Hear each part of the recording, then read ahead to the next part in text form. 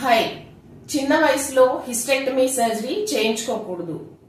Uterus removal చేయించుకోకూడదు. Heavy period problem వచ్చినా, period లో కడుపు నొప్పి వచ్చినా, ఫైబ్రాయిడ్స్ ఉన్నా కానీ ఆల్టర్నేటివ్ ట్రీట్మెంట్స్ చాలా ఉన్నాయి. హెవీ పీరియడ్ ప్రాబ్లం లో మెడికేషన్స్ ఉన్నాయి. పీరియడ్ లో మెడికేషన్ వాడటం వల్ల పీరియడ్ బ్లీడింగ్ తగ్గుతుంది. కడుపు నొప్పి కూడా ఉన్నాయి. అలాగే మిరీనా లూప్ ఉంటుంది, హార్మోన్ లూప్. ఇది వాడటం వల్ల చాలా ప్రాబ్లమ్స్ మటుకి తగ్గిపోతాయి.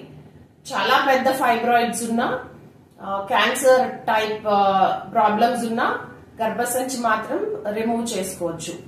నేను ఒక స్టోరీ చెప్తాను. ఒక లేడీ 35 years టైంలో బాగా హెవీ పీరియడ్స్ వస్తున్నాయి, మేడం యూట్రస్ రిమూవ్ చేసేయండి అని వస్తుండేవాళ్ళు. నేను ఆవిడికి వద్దు అమ్మా, కొంచెం ఇంకా వెయిట్ చేయాలి, ట్రీట్మెంట్స్ ఉన్నాయి అని చెప్పి వారించాను.